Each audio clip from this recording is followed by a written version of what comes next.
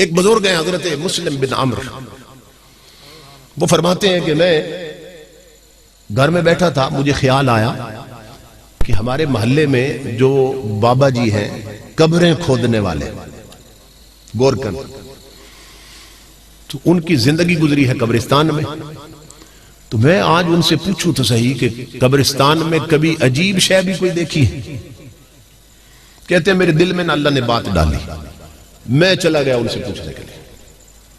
جب میں نے سوال کیا وہ رونے لگ گئے، کہنے لگے اب مسلم، میں نے ایک ایسی چیز دیکھی ہے اسے میں بھول نہیں سکتا، اور اس منظر نے میرا رخ اور کانٹا بھی بدل دیا تھا۔ پہلے میں بھی غفلت میں تھا، یہ میری ماں بہنیں بیٹیاں غور سے سن۔ وہ بزرگ فرماتے ہیں کہ وہ گورکن کہنے لگا، قبر کھودنے والا کہنے لگا میرا یہ پیشہ ہے کہ میں قبرستان میں نہ 3-4 قبریں تیار رکھتا ہوں ریڈی میڈ، پھر جن کا کوئی مر جائے تو وہ آ کے مجھ سے قبر خرید لیتے ہیں، اس کی مزدوری مجھے دے دیتے ہیں قبر کھودنے کی، بس اسی پہ میرا گزارا ہو رہا اور زندگی چل رہی۔ تو وہ بابا جی کہتے ہیں قبر کھودنے والے کہ میں قبرستان میں 2 قبریں کھود چکا تھا اور تیسری قبر میں کھودنے لگا، اور خیال تھا کہ 3 قبریں کم از کم تیار ہو جائیں نا، پھر تھوڑا آرام کریں گے۔ تو جب تیسری قبر میں نے کھودنا شروع کی تو اس قبر سے مجھے تپش آنے لگ گئی، گرمی، میں پسینے میں شرابور ہو گیا۔ اس قبر کے کنارے پہ ایک چھوٹا سا درخت تھا، پودا، جھاڑی سی تھی، اس پر میں نے کپڑا ڈالا نا، تھوڑا سایہ بنا لیا، لیکن تپش آ رہی تھی قبر سے، میں حیران تھا، سیک آ رہا ہے قبر سے۔ تو کہتے ہیں جیسے تیسے اس قبر کو بھی میں نے مکمل کیا، تیار کر لیا۔ سامنے ایک درخت تھا تھوڑا ہٹ کے، وہاں اس کے سائے میں جا کر میں بیٹھ گیا۔ اب میں انتظار میں تھا کہ میرا گاہک کب لگتا ہے، یہی پیچھا تھا میرا۔ وہ کہتا ہے کہ اللہ کی عزت کی قسم میں نے دیکھا کہ 2 سوار آسمانوں سے اتر آئے، نورانی سواری پہ بیٹھے اتر آئے۔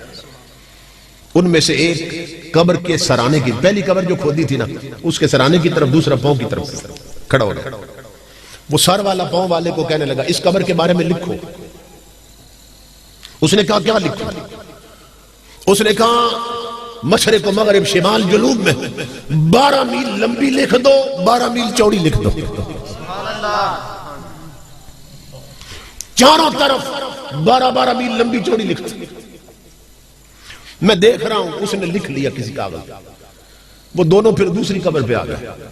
اس نے کہا اس کے بارے میں بھی لکھو۔ اس نے کہا اس کے بارے میں کیا لکھو؟ اس نے کہا چاروں طرف جہاں تک نظر جاتی ہے وہاں تک مسیح لکھ دو۔ اس نے وہ بھی درج کر دیا۔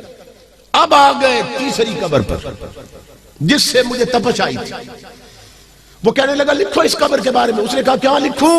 اس نے یوں اشارہ کیا، اس نے یہ شہادت کی انگلی اور یہ انگوٹھا یہ دکھا کے کہنے لگا بس یہ شہادت کی انگلی اور انگوٹھے کا درمیانی فاصلہ لکھ دو، اس کا اتنا فاصلہ لکھ دو۔ اس نے وہ درج کر دیا۔ میں دیکھ رہا تھا، میرا رب مجھے دکھا رہا تھا، وہ جس طرح آئے تھے اسی طرح سواری پہ بیٹھے چلے گئے۔ اب قبروں کے حالات تو مجھے پتہ چل چکے تھے، اب میں منتظر تھا کہ ان میں کون کون آتا ہے۔ تو وہ بابا کہتا ہے اللہ کی عزت کی قسم ایک جنازہ آ گیا، انہوں نے پہلی قبر مجھ سے خرید لی، مگر میں دیکھ کر حیران ہو گیا کہ اس جنازے میں صرف 4 اور 4 8 اور 9 بندے تھے۔ 4 وہ تھے جنہوں نے جنازہ اٹھایا ہوا تھا، 5 بندے ساتھ تھے، 4 5 7 تھے، 6واں 7واں بندے کوئی نہیں تھا۔ انہوں نے پہلی قبر مجھ سے خریدی، میں حیران ہو گیا۔ میں نے کہا یہ کون مر گیا جس کے لیے قبر خریدی؟ اتنے تھوڑے بندے آئے ہیں جنازہ پڑھ دے، وہ یہ کون ہے؟ انہوں نے کہا یہ ہمارے محلے کا سب سے غریب بندہ مرا ہے۔ یہ اتنا غریب تھا کہ اس کے جنازے کو کسی امیر نے اہمیت نہیں دی۔ غریبوں کے جنازے کون پڑھتا ہے؟ غریبوں کے جہاں میں وقت بھی رک رک کے چلتا ہے، کبھی صبح نہیں ہوتی کبھی شامیں نہیں ہوتی، تو ہم تو جنازے بھی ادلے بدلے میں پڑھتے ہیں کہ میرے مرے تھے تو یہ پڑھنے آئے تھے، اب ان کے مرے ہیں تو میں پڑھ جاؤں۔ غریبوں کے جنازے کون پڑھتا؟ وہ کہنے لگے یہ اتنا غریب تھا کہ اس کے جنازے میں بھی کوئی نہیں آیا اور ہم نے چندہ کر کے اس کے کفن دفن کا انتظام کیا. اتنا غریب, اور اسی چندے سے تجھے قبر کی مزدوری بھی دی ہے. میں نے ان سے پوچھا, میں نے کہا آپ بتاؤ مجھے, بے شک غریب تھا مگر اس کا کردار کیسا تھا؟ تو ایک بندہ کہنے لگا سون اللہ کی عزت کی قسم, یہ دولت کا غریب ضرور تھا مگر سجدوں کا غریب نہیں تھا, کلمے کا غریب نہیں تھا. یہ گلی میں چلتے ہوئے بھی اپنے نبی پہ درود پڑھتا رہتا تھا, یہ بیٹھا ہوا بھی کلمے کا ورد کرتا رہتا تھا. اس کا اکثر وقت مسجد میں بیتتا تھا, یہ وضو میں رہتا تھا. کہتا ہے میں نے اس کی مزدوری واپس کر دی. میں نے کہا اس ثواب میں بھی شریک ہوتا,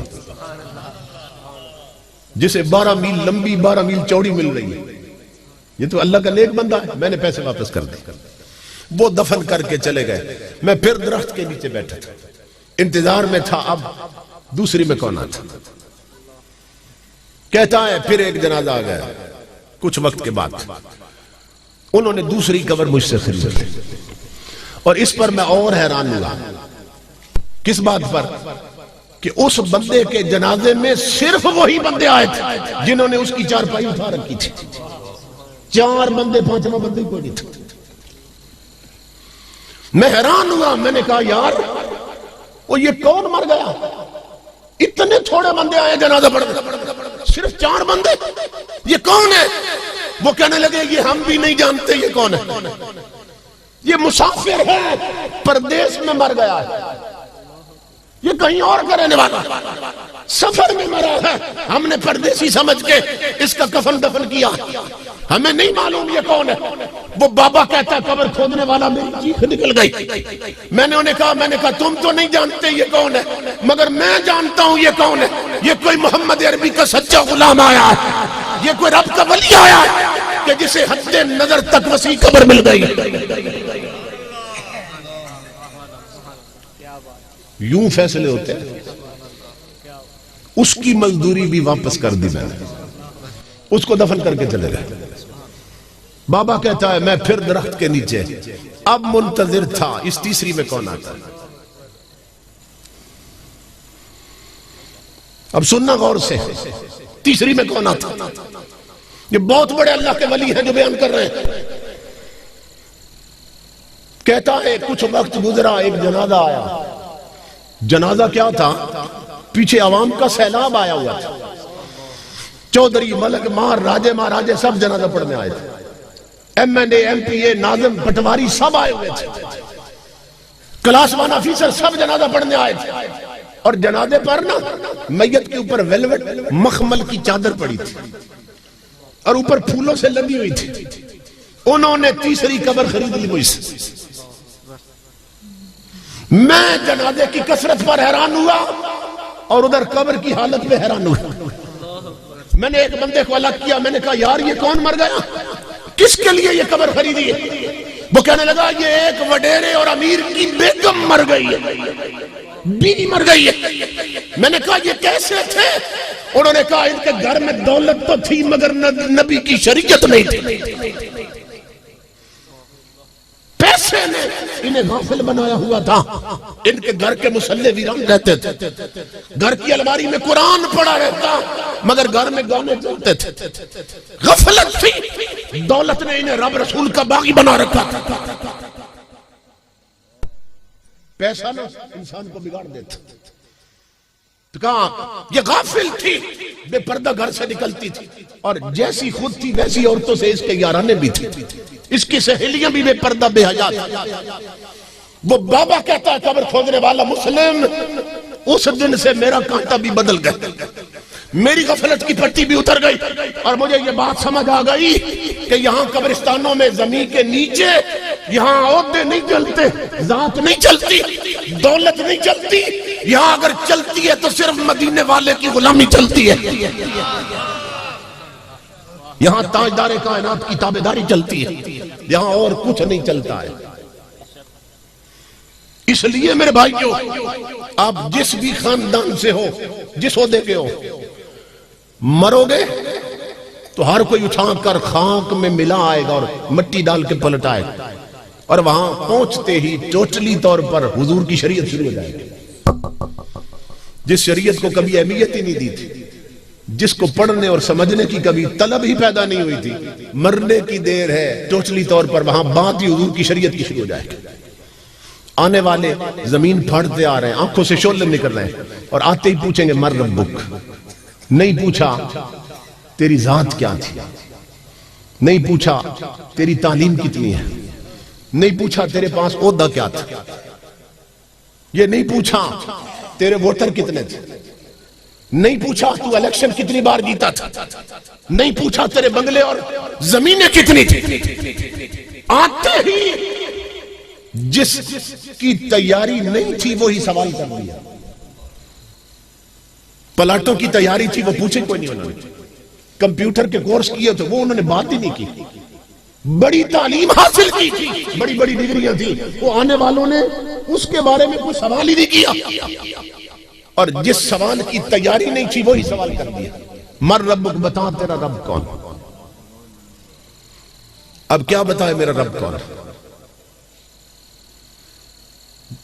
جس رب کی بندگی کے لیے حکے کا کاش نہیں چھوڑا اور اس کے سجدے چھوڑ دیے، یہ کیسے بتائے میرا رب کون ہے؟ دارے میں تاش کھیلتا رہا، گپ شپ پہ بیٹھا رہا، ٹچ موبائلوں پہ بیٹھا رہا، ٹی وی پہ بیٹھی رہی مائیں بہنیں بیٹیاں کہ ڈرامے کی قسط نہ رہ جائے، مصلے ویران پڑے رہے، قبر میں کیا بتائیں گے ہمارا رب کون ہے؟ جن لوگوں کا رشتہ مصلے سے قائم نہ ہو سکا، سجدے نہ کر سکے، ان کو رب کی جان پہچان کیسے ہو سکے؟ وہ کیا بتائیں ہمارا رب کون؟ یہ ذہن میں رکھیے کہ اللہ کا نام اسی کے منہ پر آتا ہے مشکل وقت میں کہ جس کے دل میں اللہ اترا ہوتا ہے۔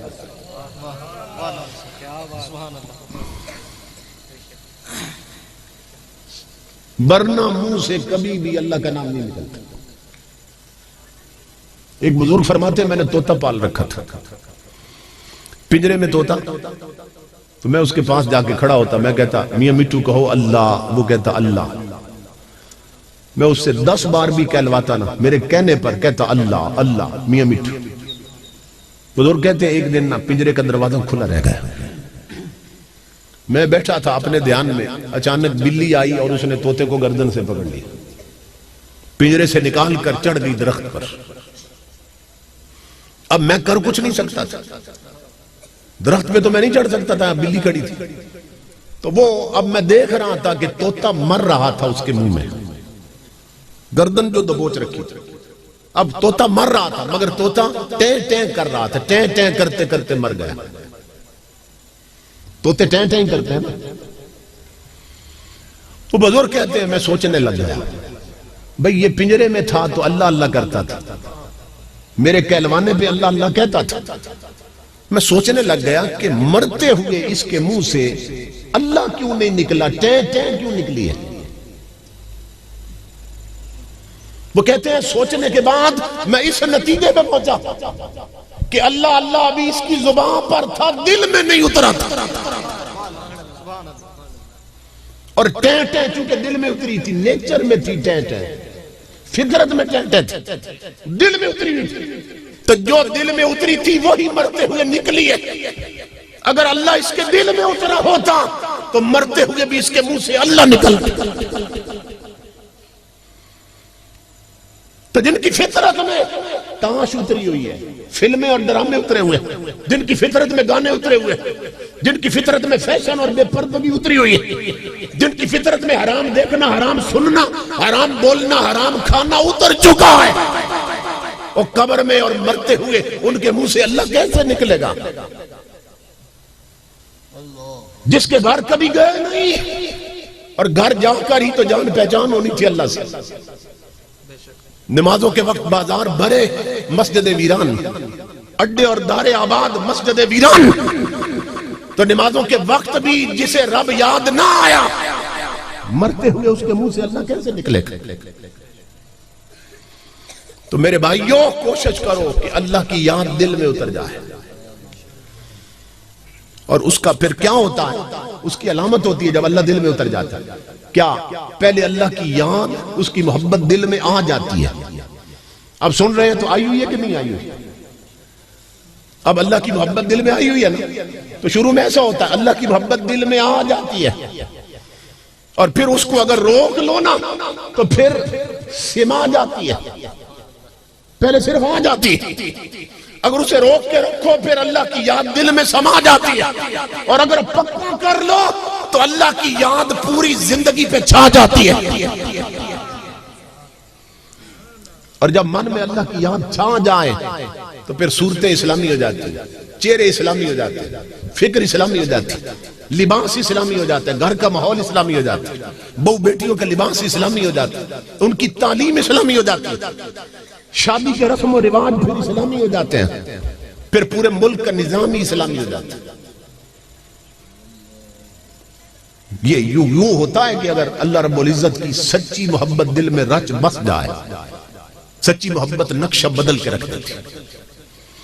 اس لیے میرے بھائیوں اور میری ماں بہنوں بیٹیوں، ان جلسوں کا مقصد یہ ہے اپنے آپ کو پکا سچا نمازی بناؤ، اپنے آپ کو تلاوت قرآن کرنے والا بناؤ، سبحان اللہ، اپنے آپ کو اپنے گھر کے ماحول کو تاجدار کائنات کی شریعت کے مطابق بناؤ.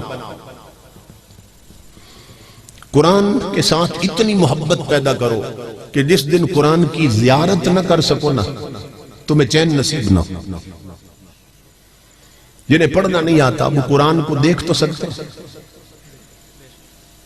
جو نہیں پڑھ سکتے، جو پڑھ سکتے ہیں وہ تو پڑھے نا قرآن، جو نہیں پڑھ سکتے وہ قرآن کو دیکھ تو سکتے ہیں نا.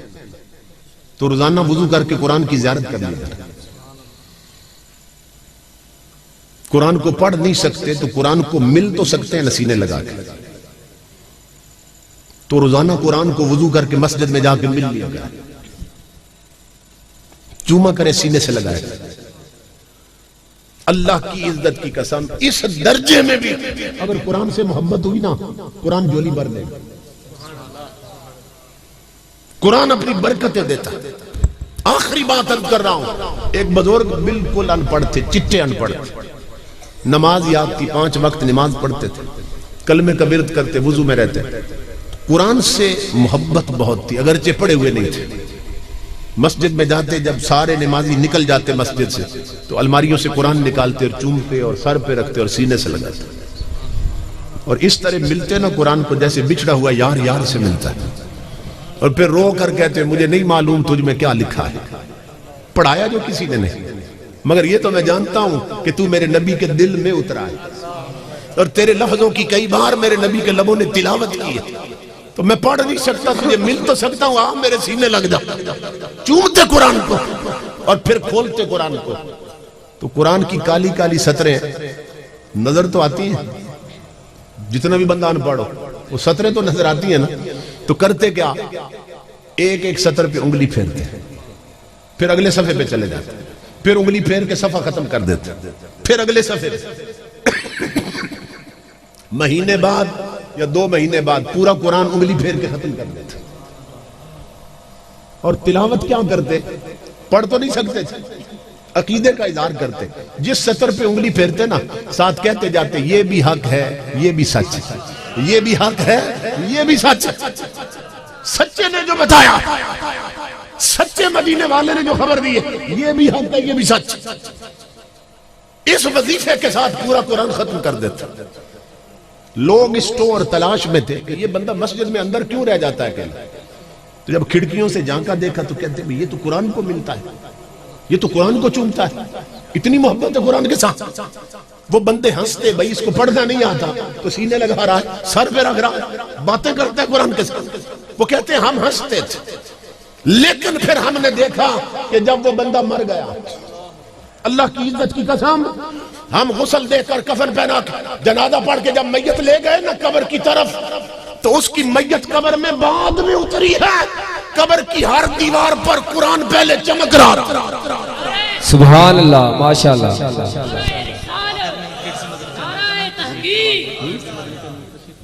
عظمت شان مصطفیٰ. تو قرآن نے بتا دیا جو میرے ساتھ تعلق قائم رکھتا ہے میں قبر میں بھی وفا کرتا ہوں، حشر میں بھی وفا کرتا ہوں۔ اس لیے میرے آقا کے غلاموں، بچوں کو قرآن پڑھائیں، پورے گھر کے ماحول کو دین کے سانچے میں ڈالیں۔ دیکھیں کھلی آنکھوں سے مدینے سے کس طرح فیض آتا ہے، کس طرح اللہ کی رحمتوں کی بارش ہوتی ہے گھروں میں۔